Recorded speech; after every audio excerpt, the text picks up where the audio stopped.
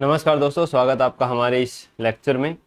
आज का अपना लेक्चर रहेगा दोस्तों राज्य की नीति के निर्देशक तत्व, यानी राज्य अपनी नीतियों के निर्माण करने में किस प्रकार के निर्देशों का पालन करेगा। ये चीज़ हमारे संविधान में दी हुई है। संविधान के भाग 4 में अनुच्छेद 36 से लेकर 51 तक ये टोटल 16 अनुच्छेद हैं और वैसे इनकी गिनती करेंगे तो ये 20 होते हैं।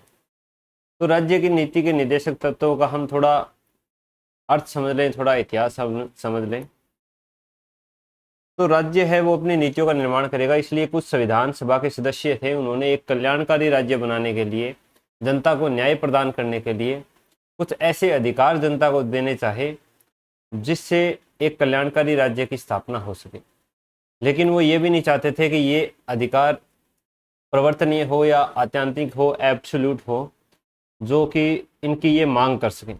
इन्होंने इसको राज्य के ऊपर छोड़ दिया कि हम आपको ये निर्देश देते हैं।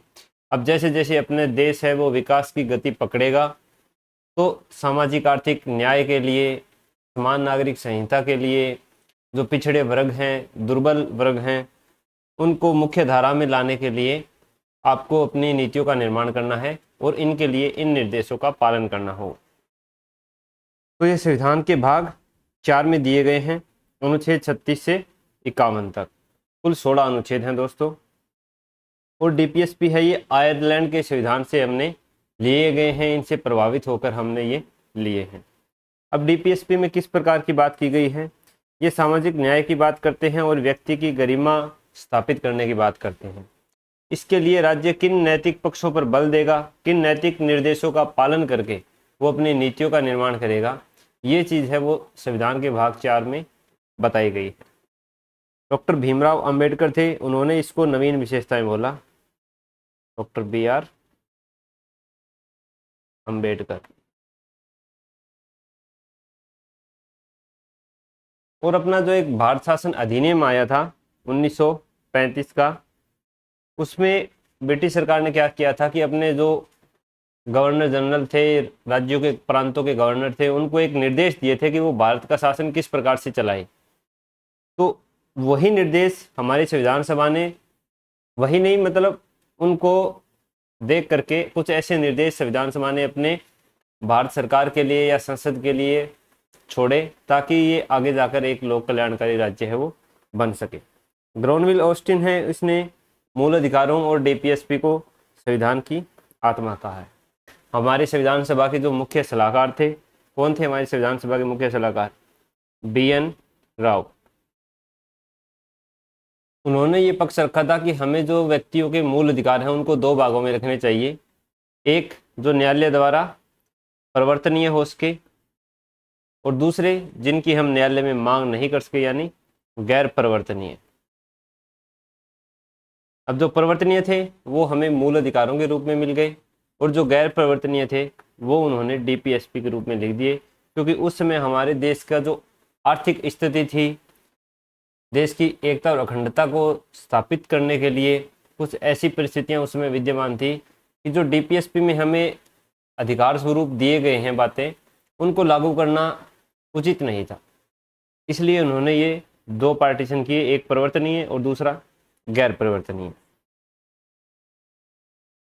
अब हम नीति निर्देशक तत्वों का इतिहास देखते हैं। इनका विकास था वो मूल अधिकारों के साथ साथ हुआ था, मैंने जैसे आपको बता दिया गया है। तो संविधान सभा की प्रारूप समिति थी, उन्होंने भी जो BN राव थे उनकी सलाह को मान लिया था और इसके लिए फंडामेंटल राइट और डीपीएसपी 2 सेक्शन बना करके भाग 3 और भाग 4 है वो स्थापित किए गए थे। इसके बाद में इनमें समय समय पर संविधान संशोधन भी होते रहे हैं। किस संविधान संशोधन द्वारा कौन सा अनुच्छेद जुड़ा है वो हम यहाँ पर थोड़ी चर्चा कर लेते हैं। सबसे पहले 42वें संविधान संशोधन में 39 क, 43 क और 48 क इन अनुच्छेदों को जोड़ा गया। ये हम आगे डिटेल में पढ़ेंगे। 44वां संविधान संशोधन 1978 में हुआ था। इसमें अनुच्छेद 38 की भाषा में परिवर्तन किया गया। 86वां संविधान संशोधन में 6 से 14 वर्ष तक की आयु के जो बच्चे थे उनको शिक्षा देने का एक निर्देश दिया गया था। तो बाद में 21 क जोड़ करके वो शिक्षा का मूल अधिकार बना दिया। तो अब इसमें 6 वर्ष से कम आयु के जो बच्चे हैं उनकी शिक्षा पर ध्यान देने का निर्देश राज्य को दिया गया है। 97वां संविधान संशोधन हुआ था 2011 में। इसमें सहकारी समितियों का निर्माण, उनकी स्थापना, उनका संगठन, उनका संचालन किस प्रकार से किया जाएगा, ये सब चीज़ें, इन सब के निर्देश है वो दिए गए हैं। तो ये था हमारे जो डीपीएसपी है उनमें कुछ संविधान संशोधन हुए थे वो। अब कौन से अनुच्छेद में क्या दिया गया है 36 से 51 तक, वो हम थोड़ा डिटेल में देखते हैं। 36 में दी गई है राज्य की परिभाषा। वही राज्य की परिभाषा दी गई है जो भाग 3 में है। केंद्र सरकार हो गई, संसद हो गई, राज्य सरकार हो गई, विधानमंडल हो गया, और जितने भी नगर पालिकाएं, नगर निगम, जिला बोर्ड हो गए और अन्य प्राधिकारी जितने भी हैं वो सारे राज्य की परिभाषा के अंतर्गत आते हैं। 37 में हमें यही बताया गया है कि ये इस भाग यानी भाग 4 में जो अनुच्छेद दिए गए हैं वो किसी भी न्यायालय में वाद योग्य नहीं है, वो अपरिवर्तनीय हैं। लेकिन ये इतने भी अपरिवर्तनीय नहीं है कि इनको नेग्लेक्ट किया जा सके या नकारा जा सके। ये अपना एक मूलभूत स्थान है वो संविधान के अंदर रखते हैं, और राज्य की जो सरकारें हैं यानी राज्य को अपनी नीतियों के निर्माण में और लोगों को उत्थान के लिए कुछ निर्देश देते हैं, जिनको ध्यान में रखकर ही राज्य की नीतियां बनाई जानी चाहिए। तो 37 में ये अपरिवर्तनीय और मूलभूत स्थान दिया गया है। अब मुख्य रूप से 38 से लेकर 51 तक अपने डीपीएसपी है वो दिए गए हैं। 38 में क्या दिया गया है कि राज्य लोक कल्याण की अभिवृद्धि के लिए और सामाजिक व्यवस्था बनाने के लिए कुछ ऐसे कार्य करेगा जिससे सामाजिक, आर्थिक, राजनीतिक न्याय है वो स्थापित हो सके। लोक कल्याण की अभिवृद्धि, लोक कल्याण को बढ़ाने के लिए, सामाजिक व्यवस्था को स्थापित करने के लिए, और सामाजिक, आर्थिक, राजनीतिक न्याय। अब मैं यहाँ आपसे एक प्रश्न पूछता हूँ कि सामाजिक, आर्थिक, राजनीतिक न्याय की चर्चा संविधान में किन जगहों पर की गई है। क्वेश्चन लिख देता हूं मैं कि सामाजिक, आर्थिक, राजनीतिक न्याय संविधान में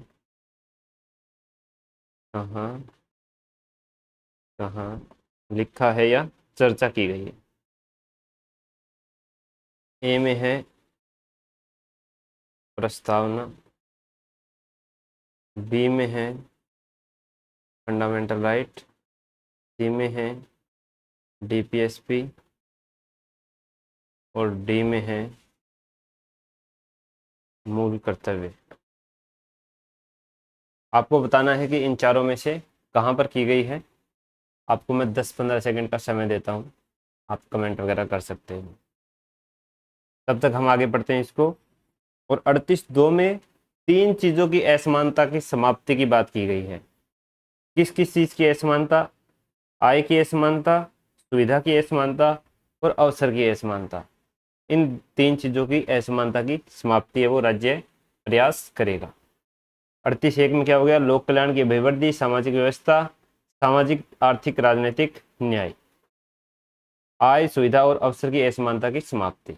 अब ये जो क्वेश्चन है इसमें है कि सामाजिक, आर्थिक, राजनीतिक न्याय है वो कहाँ लिखा है, तो ये हमारी प्रस्तावना में लिखा है और डीपीएसपी में लिखा है। तो ए और सी है वो सही होगा। ठीक है, ऐसे ही हम थोड़ा बहुत क्वेश्चन है वो वीडियो के दौरान करते रहेंगे। अब आता है अनुच्छेद 39। अनुच्छेद 39 मुख्य रूप से किन चीज़ों पर बल देता है? ये सामाजिक, आर्थिक, सामाजिक और आर्थिक न्याय, राजनीतिक नहीं। राजनीतिक न्याय के लिए लगभग हमारे मूल अधिकारों में दे दिया गया है, जो हमारे व्यक्तिगत अधिकार हैं एक तरह से, तो राजनीतिक अधिकार हमें लगभग वहाँ दे दिए गए हैं। सामाजिक और आर्थिक न्याय के लिए डीपीएसपी में राज्य को निर्देश दिए गए हैं। कौन कौन से निर्देश हैं? ये अनुच्छेद 39 में 6 चीज़ें दी गई हैं। इन 6 चीज़ों में क्या क्या है कि राज्य आजीविका के पर्याप्त साधन लोगों को मुहैया करवाने का प्रयास करेगा। समाज के भौतिक संसाधनों का उचित स्वामित्व व वितरण, समाज में भौतिक संसाधन जो हैं जिससे राज्य की आय होती है उनको स्वामित्व है वो इस आधार पर करेगा कि सभी का थोड़ा अधिकार बना रहे, कुछ राष्ट्रीयकरण भी हो और कुछ निजी स्वामित्व भी बचा रहे। धन व उत्पादन के अहितकारी संकेंद्रण का निषेध, यानी इस प्रकार से नीतियां बनाएगा जिसमें लोगों की आय है, लोगों के पास जो धन है उसमें बहुत ज़्यादा असमानता ना हो और बहुत कम लोगों के पास धन का संकेंद्रण ना हो जाए, धन है वो एकत्रित ना हो जाए। अभी भी भारत में लगभग 5% लोगों के पास 70% धन है और 95% के पास 30% धन है। ऐसे बार बार सर्वे आते रहते हैं, ये कोई एग्जैक्ट वैल्यू है वो मैं नहीं बता रहा हूँ, उदाहरण के तौर पर थोड़ा बता रहा हूँ मोटे मोटे नज़रिए से। तो ये 39 ख और ग है, ये बहुत बार हमें देखने को मिले थे मूल अधिकारों में कि 39 ख और ग के नीति निर्देशक तत्वों की प्राप्ति के लिए राज्य है वो अनुच्छेद 14, 19, 31 पर प्रतिबंध लगा सकता है या उनका अतिक्रमण कर सकता है। ऐसी नीतियां बना सकता है जिनसे 14, 19, 31 का अतिक्रमण हो। तो ये 39 ख और ग आपको ध्यान में रखने हैं। ख में भौतिक संसाधनों का स्वामित्व और वितरण है और ग में आय का संकेंद्रण हो गया, धन व उत्पादन का अहितकारी संकेंद्रण है, उसका निषेध दिया गया है। घ में क्या दिया गया है? समान कार्य के लिए समान वेतन। अड़े में पुरुष व स्त्री श्रमिकों और बच्चों की मजबूरी में आयु या शक्ति की दृष्टि से प्रतिकूल रोजगार में जाने से बचाना, यानी कोई ऐसे रोजगार जिसकी दशाएं प्रतिकूल है, आदमियों के योग्य नहीं है, मनुष्यों के योग्य नहीं है, बच्चों के योग्य नहीं है, तो उनको बचाने का प्रयास राज्य करेगा। ये 39 अड़े में दिया गया है। च में बच्चों को गरिमा के साथ विकास के अवसर तथा शोषण से बचाना, ये 39 च में दिया गया। ये था अनुच्छेद 39। क में आजीविका, ख में भौतिक संसाधन, ग में धन व उत्पादन, घ में समान कार्य के लिए समान वेतन, अड़े में प्रतिकूल स्थितियों में रोजगार और च में बच्चों की गरिमा के विकास के अवसर। तो ये था अनुच्छेद 39। 38 में क्या था? सामाजिक, आर्थिक, राजनीतिक न्याय, आय, सुविधा, अवसर की असमानता। अड़े में आजीविका के पर्याप्त साधन, भौतिक संसाधनों का उचित स्वामित्व, धन व उत्पादन का संकेंद्रण ना हो, समान कार्य के लिए समान वेतन, पुरुष व स्त्री के लिए, बच्चों के लिए प्रतिकूल स्थितियों के रोजगार से छुटकारा दिलाना और बच्चों का विकास और उनको शोषण से बचाना। अब 39 क। 39 क में समान अवसर के आधार पर न्याय और निःशुल्क विधिक सहायता। अब 39 क्या था? वो 44वें संविधान संशोधन से, ये 42वें संविधान संशोधन से जोड़ा गया था। 40 में है दोस्तों, ग्राम पंचायतों का गठन करेगा, उनको निजी कुछ प्रशासन है वो सौंपे जाएंगे। तो ये ग्राम पंचायतों के गठन की बात 40 में की गई है। 41 में 4 चीजें दी गई है: बुढ़ापा, बेरोजगार, बीमार और दिव्यांग। इन 4 व्यक्तियों का उत्थान की बात की गई है। बुढ़ापा, बेरोजगार, बीमार और दिव्यांग, इनको किस प्रकार की सहायता की जाएगी? काम की सहायता, शिक्षा की सहायता और लोक सहायता। जो बेरोजगार हैं उनको काम मिल जाए, शिक्षा मिल जाए, बुढ़ापा, बीमार, दिव्यांग हैं उनकी लोक सहायता हो जाए। तो ये 4 चीज़ें, बुढ़ापा, बेरोजगार, बीमार, दिव्यांग और काम, शिक्षा, लोक सहायता, ये 41 में दिया गया है।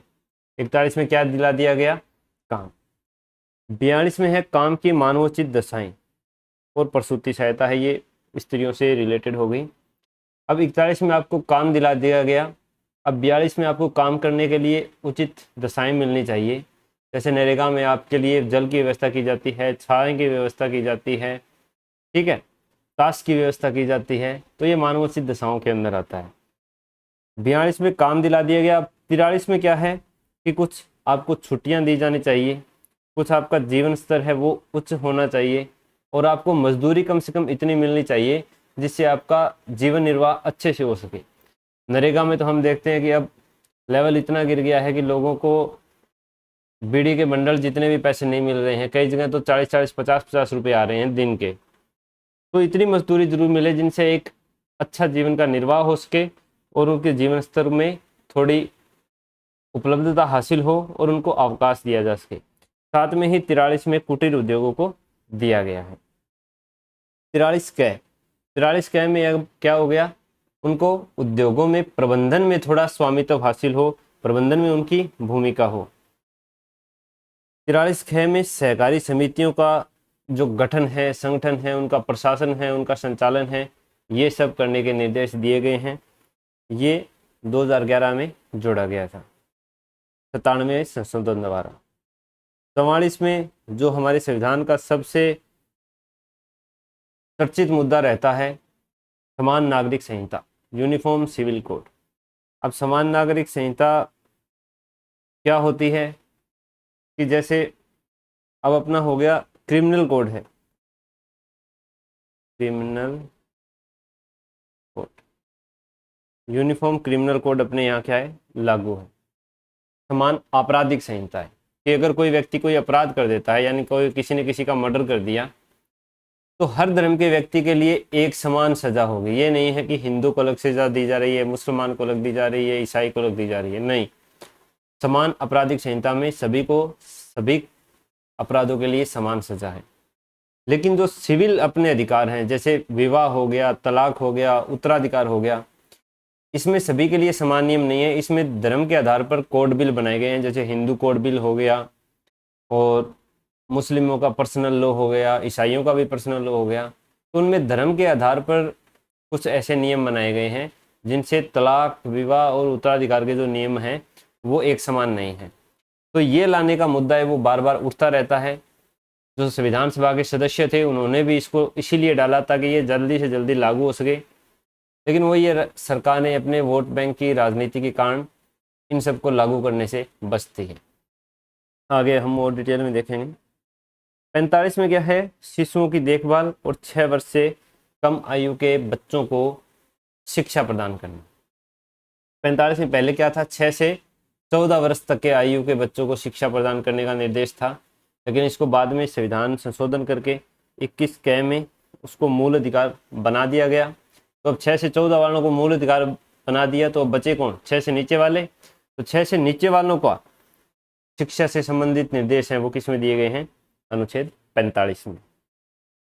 अब अनुच्छेद 46 ये शोषण और सामाजिक अन्याय से रक्षा के निर्देश देता है। किनको निर्देश देता है, 3 वर्गों को, अनुसूचित जाति, अनुसूचित जनजाति और अन्य दुर्बल वर्ग, अदर वीकर सेक्शन। इसमें अदर बैकवर्ड क्लास नहीं है, अन्य पिछड़ा वर्ग नहीं है, यहाँ अन्य दुर्बल वर्ग है, इसको आपको ध्यान में रखना है। अनुसूचित जाति, अनुसूचित जनजाति और अन्य दुर्बल वर्ग को शिक्षा और आर्थिक हितों की अभिवृद्धि करनी है, यानी इनको शिक्षा में भी आगे लाना है और आर्थिक नीतियों में भी इनको आगे लाना है। किसके लिए, ताकि इनका शोषण और सामाजिक अन्याय से रक्षा हो सके। अब यहाँ पर एक प्रश्न उठकर आता है कि संविधान में कहाँ पर सामाजिक अन्याय की बात कही गई है, सामाजिक अन्याय शब्द है वो शामिल किया गया है। तो ये अनुच्छेद 46 में है। सामाजिक, आर्थिक, राजनीतिक न्याय तो आपको 2 जगह मिला है, प्रस्तावना में और डीपीएसपी में। सामाजिक अन्याय है वो अनुच्छेद, ये डीपीएसपी के अनुच्छेद 46 में है। 47 में क्या है, न्यूट्रिशन, पोषाहार स्तर को उच्च करना, जीवन स्तर को उच्च करना, लोक स्वास्थ्य को बनाए रखना, मादक एवं नशीले पदार्थों का सेवन है वो बंद करना और उनके लिए जागरूकता पैदा करना, ये 47 में दिया गया है। अब पोषाहार, न्यूट्रिशन वगैरह मिलेगा कैसे हमें, ये दिया गया है 48 में, कृषि एवं पशुपालन से। अब इस न्यूट्रिशन के लिए हमें कुछ खाना पीना करना पड़ेगा, दूध पीना पड़ेगा, ठीक है, या कोई नॉनवेज में हम जैसे चिकन वगैरह खाते हैं, उन सब चीज़ों का 47 को प्राप्त करने के लिए 48 में कुछ सुविधाएं दी गई है। आप ऐसे याद कर सकते हो, वैसे ये इंटरलिंक नहीं है कहीं भी, सिर्फ याद करने के तरीके से बता रहा हूँ, ठीक है।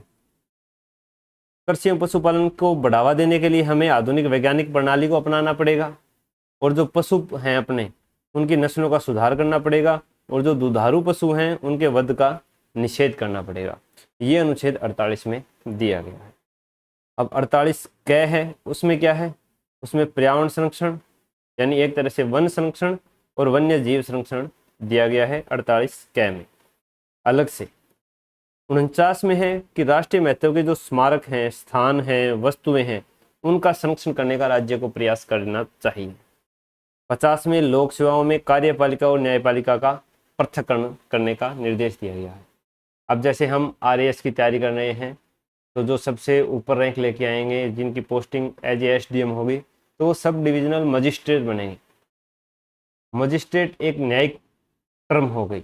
अब इसी टर्म को हटाने का प्रयास है वो राज्य को करना चाहिए, ताकि जो लोक सेवाएं हैं उसमें कार्यपालिका को अलग काम दिया जा सके और न्यायपालिका अपना अलग काम करे, शक्तियों का मर्ज ना हो पाए, एक दूसरे से संतुलन है वो बना रहे, पृथक्करण की अवधारणा है उसको स्थापित किया जाए।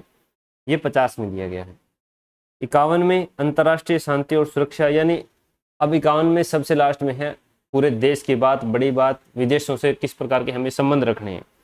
अंतर्राष्ट्रीय शांति सुरक्षा को बढ़ावा देना है, विदेशों के साथ न्यायपूर्ण संबंध रखने हैं, सम्मानपूर्ण संबंध रखने हैं, और अगर मान लो किसी देश के साथ कोई विवाद हो जाता है तो उसमें हमें किसी को मध्यस्थता दे करके उन विवादों का निपटारा करने का प्रयास करना। तो ये थे 16 अनुच्छेद, वैसे हैं ये 20। गिना दूं, 1 2 3 4 5 6 7 8 9 10 11 12 13 14 15 16 17 18 19 20। एक बार रिवीजन मान लेते हैं। 36 में राज्य की परिभाषा है। 37 में इनका अपरिवर्तनीय या वाद योग्य नहीं होना है। 38 में लोक कल्याण में अभिवृद्धि है, सामाजिक व्यवस्था है, सामाजिक आर्थिक राजनीतिक न्याय है, आय सुविधा और अवसर की असमानता की समाप्ति है। 39 में सामाजिक आर्थिक न्याय को प्राप्त करने के निर्देश दिए गए हैं, जिसमें क में आजीविका, सबसे पहले तो लोगों को काम करने का ही होना चाहिए अधिकार, कुछ काम मिले। ख में भौतिक संसाधनों का समावित वितरण। ग में धन और जो उत्पादन है उसका क्या करना है, अहितकारी संकेंद्रण नहीं करना है। घ में समान कार्य के लिए समान वेतन है। अड़ में जो एक प्रकार से प्रतिकूल रोजगार की स्थितियां हैं उनसे बच्चों को, महिलाओं को, पुरुषों को बचाना है। च में बच्चों के विकास के लिए और उनसे शोषण से मुक्त कराने के लिए कुछ कार्य करने हैं। 39 क समान अवसर के आधार पर न्याय और निःशुल्क विधिक सहायता है। 40 में ग्राम पंचायत। 41 में 4 चीजें दी गई है, बुढ़ापा, बेरोजगार, बीमार और दिव्यांग। इनके लिए 3 चीजों का प्रावधान है, रोजगार यानी काम, शिक्षा और लोक सहायता। अब काम मिल गया 41 में, तो 42 में उसकी मानवोचित दशाएं होनी चाहिए, प्रसूति सहायता है। 43 में मानवोचित दशाओं में काम कर रहे हो तो इतनी मजदूरी मिले, निर्वाह योग्य मजदूरी मिलना चाहिए जिससे अपना जीवन स्तर थोड़ा उच्च कर सकें। अवकाश भी मिलना चाहिए कि कुछ इंटरटेनमेंट कर सके, और कुटीर उद्योगों को इसमें रखा गया है। 43 क में उद्योगों के प्रबंधन में कर्मकारों की भूमिका है। 43 ख में सरकार सहकारी समितियां हैं। 44 में समान नागरिक संहिता हो गई।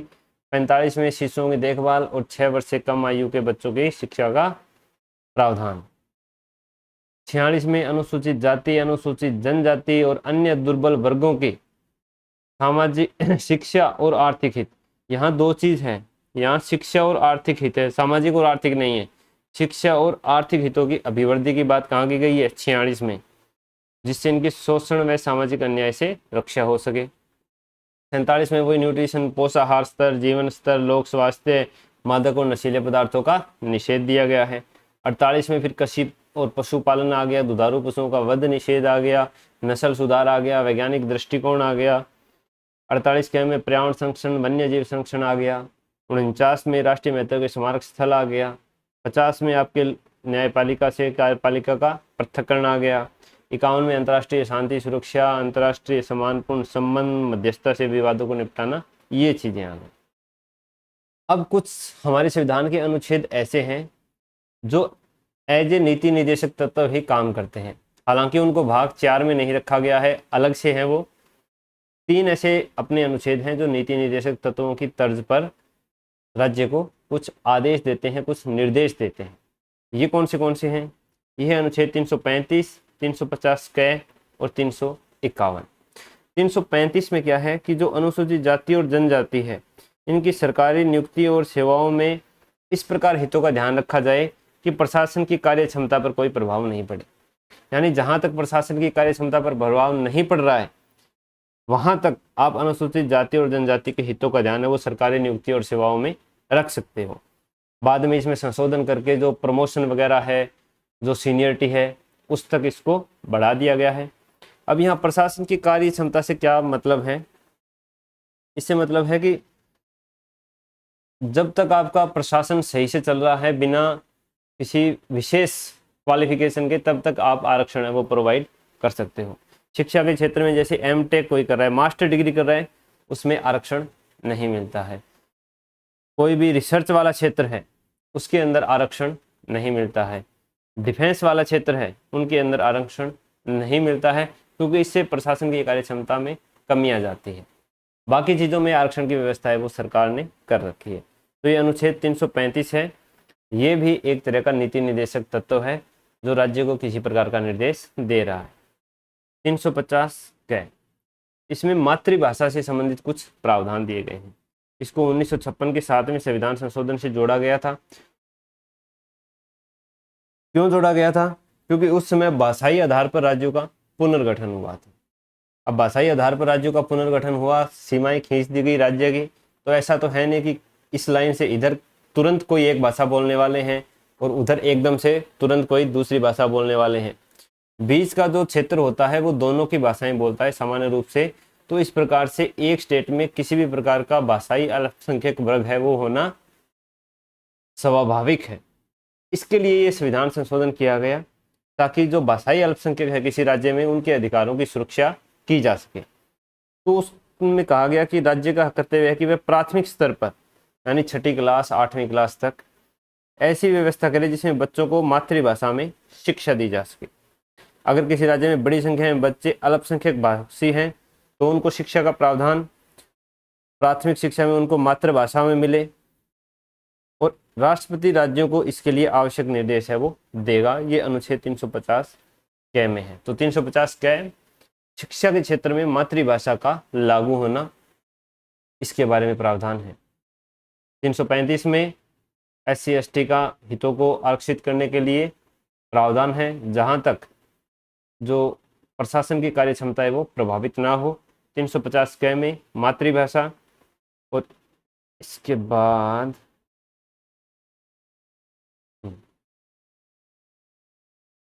अनुच्छेद 300 क्या हो गया ये,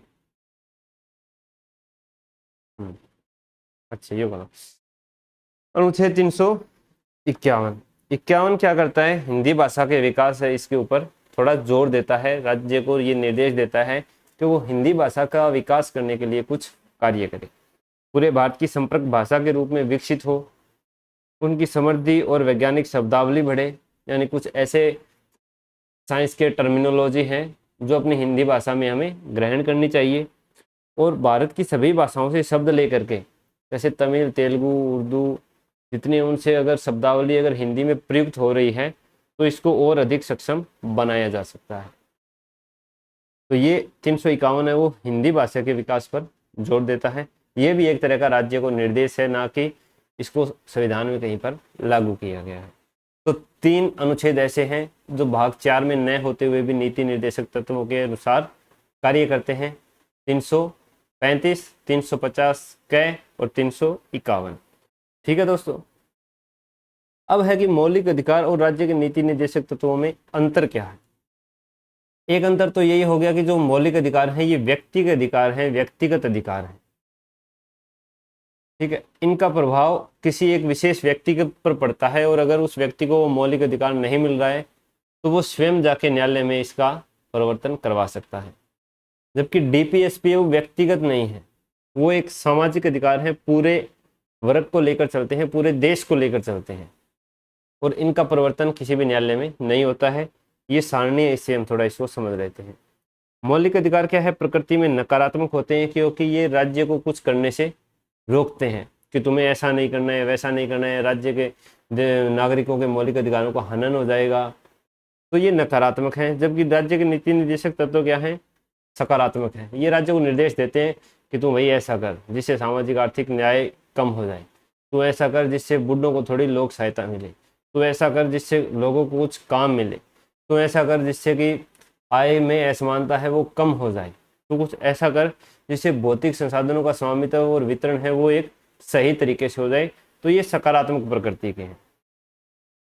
ये न्याय संगत यानी वाद योग्य हैं, ये न्याय परिवर्तनीय नहीं है। मौलिक अधिकार जैसे मैंने बीच में आपको बताया था कि ये राजनीतिक लोकतंत्र को सुगठित करते हैं। ये व्यक्तिगत जो राजनीतिक अधिकार हैं उनको ऊपर उठाते हैं, व्यक्ति को दिलवाते हैं। जबकि DPSP है ये सामाजिक और आर्थिक लोकतंत्र को स्थापित करते हैं, जिससे पूरे समाज पर इनका प्रभाव पड़ता है। ये ऐसा नहीं है कि किसी एक व्यक्ति के लिए लागू होंगे, अगर ये लागू होगा तो पूरे समाज पर इसका प्रभाव पड़ेगा। मौलिक अधिकारों पर कानूनी प्रतिबंध होता है।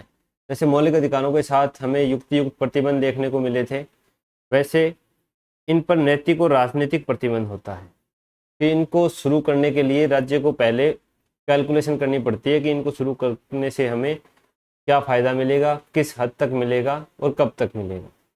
कुछ राजनीतिक प्रतिबंध भी हो गए कि जैसे ही अल्पसंख्यकों को या अनुसूचित जाति या जनजाति इनके उत्थान के लिए कुछ विशेष प्रावधान किए जाते हैं तो जो दूसरे वर्ग हैं उनको दिक्कत आ जाती है। तो ये सब चीज़ें इनमें देखनी पड़ती है। मूल अधिकार व्यक्तिवादी हैं क्योंकि व्यक्ति के कल्याण को बढ़ावा देते हैं। ये समाजवादी हैं, समुदाय के कल्याण को बढ़ावा देते हैं। मूल अधिकार स्वतः रूप से लागू हो जाते हैं, संविधान में लिख दिए स्वतः रूप से लागू हैं। कुछ मूल अधिकारों को छोड़ करके कानून बनाने की जरूरत है वो नहीं पड़ती है। हालांकि अनुच्छेद 35 में संसद को मूल अधिकारों के विषय में कानून बनाने का अधिकार है, जिससे मूल अधिकारों का परिवर्तन और अच्छे से हो सके। जैसे ये अनुच्छेद 17 में एस प्रतिशत का अंत हो गया, अनुच्छेद 18 में उपाधियों का अंत हो गया, उनके लिए कुछ विधि है वो संसद बनाना चाहे तो बना सकती है। नहीं तो बाकी जो मूल अधिकार हैं, समानता का अधिकार, स्वतंत्रता अधिकार है, वो स्वतः लागू हैं। जबकि इन्हें लागू करने के लिए कानून बनाना पड़ेगा, विधि बनानी पड़ेगी। डीपीएसपी है वो ऐसे ही लागू नहीं हो सकते। इसके बाद है कि अगर किसी के मौलिक अधिकार का उल्लंघन होता है तो वो न्यायालय कानून को असंवैधानिक और अमान्य घोषित कर सकता है। कर सकता क्या है, कर ही देता है अगर कोई मुद्दा उठे तो। लेकिन डीपीएसपी में ऐसा नहीं है। वो कानून की वैधता को इस आधार पर नहीं देख सकती कि डीपीएसपी को उल्लंघन तो नहीं हुआ है, लेकिन वो किसी कानून को इस आधार पर वैध जरूर ठहरा सकती है कि डीपीएसपी को लागू करने के लिए ये कानून बना है तो ये कानून वैध है। जैसा कि मूल अधिकारों और डीपीएसपी के बीच हमें टकराव देखने को मिलता था। तो ये हो गए मूल अधिकार और राज्य के नीति निर्देशक तत्वों में अंतर। अब जैसे मैंने चर्चा की कि मूल अधिकारों और नीति निर्देशक तत्वों में हमें टकराव देखने को मिलता था, तो वही जो गतिरोध की स्थिति हमारे इतिहास में घटित हुई है उसकी हम चर्चा थोड़ी सी कर लेते हैं। सबसे पहले तो संविधान के लागू होते ही घटित होने लग गई थी, क्योंकि मूल अधिकार है वो तुरंत मिल गए थे और राज्य को सामाजिक आर्थिक न्याय था वो भी सुनिश्चित करना था।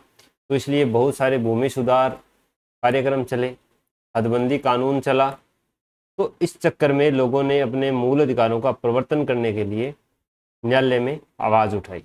तो सबसे मुख्य जो मामला आया वो था चंपकम दोराईराजन बनाम मद्रास राज्य। इसमें सर्वोच्च न्यायालय है उसने ये निर्णय दिया कि मौलिक अधिकार और राज्य के नीति निर्देशक तत्वों के बीच अगर गतिरोध होता है तो मौलिक अधिकार मान्य होंगे, क्योंकि मौलिक अधिकार उस समय बिल्कुल स्पष्ट थे। नीति निर्देशक तत्वों पर कोई ऐसी चर्चा हुई नहीं थी। राज्य के जो नीति निर्देशक सिद्धांत है ये मौलिक अधिकारों के सहायक के रूप में कार्य करते हैं। संसद केवल संविधान संशोधन अधिनियमों को लागू करके मौलिक अधिकारों में संशोधन कर सकती है। ये चंपकम दोराईराजन बनाम मद्रास राज्य में बताया गया कि मौलिक अधिकार है वो नीति निर्देशक तत्वों से ऊपर है, और अगर सरकार को मूल अधिकारों में किसी प्रकार की कमी करनी है तो वो ये संविधान संशोधन करके कर सकती है। इसके बाद आया गोलकनाथ बनाम पंजाब राज्य 1967 में मामला, जिसमें न्यायालय ने घोषित किया कि इनको संशोधित नहीं किया जा सकता। किस रूप में कि राज्य के नीति निर्देशक सिद्धांतों को लागू करने के लिए आप मौलिक अधिकारों में संशोधन नहीं कर सकते। ये है गोलकनाथ बनाम पंजाब राज्य। अब इस मामले में जो ये निर्णय आया है इसको पलटने के लिए इंदिरा गांधी सरकार है वो 2 संशोधन करेगी। 24वां संशोधन 1971। इसमें इन्होंने क्या किया कि अनुच्छेद 368 में जो संविधान संशोधन है उससे वो किसी भी मौलिक अधिकार को कम कर सकती है, और 25 में एक अनुच्छेद 31C जोड़ा गया जिसमें लिखा गया कि 39 ख और ग जो मैंने आपको बताया था ना, भौतिक संसाधनों का स्वामित्व और जो धन और उत्पादन है उसका संकेंद्रण को कम करने के लिए अनुच्छेद 14, 19 और 31 के तहत मौलिक अधिकारों का अगर अतिक्रमण होता है तो वो अमान्य नहीं होगा। यानी 39 ख और ग को लागू करने के लिए 14, 19, 31 का अतिक्रमण किया जा सकता है। इसके बाद में एक केशवानंद भारती मामला आया 1973 में। उसमें सर्वोच्च न्यायालय ने निर्णय दिया, जैसे ये दूसरा इसने कहा था कि किसी भी न्यायालय में सवाल नहीं उठाया जाएगा अगर राज्य के नीति निर्देशक तत्वों के 39 ख और ग के आधार पर मूल अधिकारों का उल्लंघन होता है। तो न्यायालय ने ये जो न्यायिक समीक्षा थी, पुनरीक्षा थी, इस प्रावधान को तो असंवैधानिक घोषित कर दिया गया। लेकिन जो पहला प्रावधान था कि 39 ख ग के लिए 14, 19, 31 का अतिक्रमण किया जा सकता है, उसको संवैधानिक ठहराया। इसके बाद में 42वां संविधान संशोधन हुआ 1976, जिसमें क्या किया इंदिरा गांधी सरकार ने कि 39 ख ग है, केवल यही नहीं, पूरा का पूरा जो भाग 4 है उसके किसी भी नीति निर्देशक तत्वों को लागू करने के लिए संसद है वो 14, 19, 31 का अतिक्रमण कर सकती है। इसके बाद में एक मामला आया मिनर्वा मिल्स बनाम भारत सिंह 1980। उन्होंने इसकी जो परिधि बढ़ाई थी कि हर पूरे भाग 4 के लिए उसको असंवैधानिक घोषित कर दिया गया। तो इसका मतलब क्या हुआ कि जो 39 ख और ग है वो तो बने रहे, लेकिन जो बाद में परिधि बढ़ाई गई थी वो हट गई या असंवैधानिक घोषित हो गई। अब है कि वर्तमान में इसकी क्या स्थिति है। वर्तमान में है कि मौलिक अधिकार है वो राज्य के नीति निर्देशक तत्वों पर सर्वोच्चता रखते हैं, लेकिन 2 नीति निर्देशक तत्व ऐसे हैं 39 ख और ग जिनको लागू करने के लिए 14 और 19 के मौलिक अधिकार का अतिक्रमण किया जा सकता है। संसद है वो मौलिक अधिकारों में संशोधन कर सकती है, लेकिन ऐसा संविधान संशोधन नहीं कर सकती जो संविधान के मूल ढांचे को ही प्रभावित कर दे। तो ये 3 चीजें इसमें हैं। मोटे तौर पर मौलिक अधिकार उच्च हैं, नीति निर्देशक तत्व हैं वो थोड़े निम्न हैं, बात के तौर पर है वैसे है नहीं। दूसरी बात, 39 ख और ग के नीति निर्देशक तत्व हैं वो अनुच्छेद 14, 19, 31 तो हट ही गया, अब 14 और 19 से उच्च हैं। तीसरी बात, संसद संविधान में संशोधन करके मूल अधिकारों में संशोधन कर सकती है, लेकिन ऐसा संशोधन नहीं होना चाहिए कि वो संविधान के मूल ढांचे को प्रभावित करे। तो ये है इसकी वर्तमान स्थिति। अब देखते हैं कि नीति निर्देशक तत्वों का क्रियान्वयन है वो किस प्रकार से हुआ है। अब 39 ख में मैंने आपको बताया था कि भौतिक संसाधनों का स्वामित्व और वितरण, भौतिक संसाधन जमीन जायदाद ये हो गई। तो मुख्य रूप से जैसे ही हमारा देश आज़ाद हुआ तो भूमि सुधार कार्यक्रम लागू हुए थे, अनुच्छेद 31 क ख ग ये जोड़े गए थे, हदबंदी थी जिसमें स्वामित्व की सीमा थी वो तय की गई थी, ये सब चीज़ें लागू हुई। 39 ग में जो धन का संकेंद्रण था उसको सेट करने के लिए बहुत से बैंकों का राष्ट्रीयकरण किया गया, बहुत से उद्योगों का राष्ट्रीयकरण किया गया, उनको सार्वजनिक तौर पर खोला गया।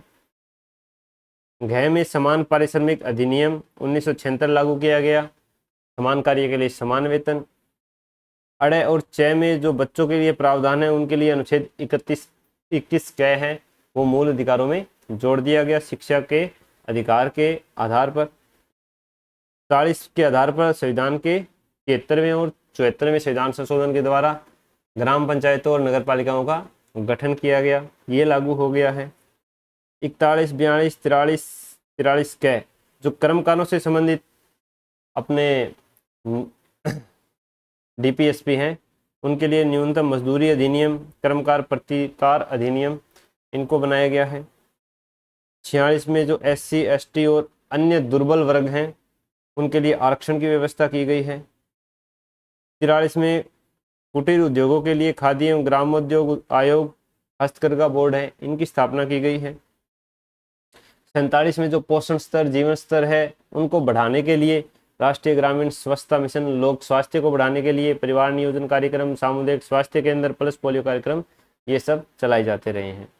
48 में जो दुधारू पशुओं के वध का निषेध है ये कुछ राज्यों में नियम बना करके लागू किया गया है। 48 क के अंदर जो वन संरक्षण है, वन्य जीव संरक्षण है, इसमें जो बाघ परियोजना है, टाइगर प्रोजेक्ट, एलिफेंट प्रोजेक्ट, इनको स्टार्ट किया गया। वन संरक्षण अधिनियम 1980, वन्य जीव संरक्षण अधिनियम 1972 है, इनको बनाया गया है। 49 के अंदर जो अपने राष्ट्रीय महत्व के स्मारक हैं, वस्तुएं हैं, स्थान हैं, उनको आर्कियोलॉजिकल सर्वे ऑफ इंडिया के अधीन जगहों की खोज की जा रही है, उनको बचाने के लिए प्रयास किए जा रहे हैं। कहीं पर अगर मरम्मत की ज़रूरत है तो वो मरम्मत की जा रही है। ये अनुच्छेद 49 का जो डीपीएसपी है उसका प्रवर्तन किया जा रहा है। 51 में जो अंतर्राष्ट्रीय शांति थी, सद्भावना थी, अन्य देशों से संबंध थे, मध्यस्थता थी, उनका जो पंचशील का सिद्धांत भारत ने अपनाया, परमाणु निशस्त्रीकरण, गुटनिरपेक्ष की नीति, गुजराल सिद्धांत, जो आसपास के छोटे देश हैं उनको सहायता देना, ये हम आईआर में पढ़ेंगे आगे। इनके आधार पर ये जो अनुच्छेद 51 का डीपीएसपी है इसका भी प्रवर्तन किया जा रहा है।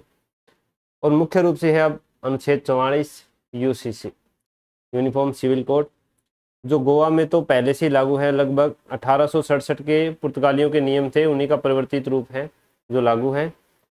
और उत्तराखंड ने अभी पीछे किया है शायद 2023 में।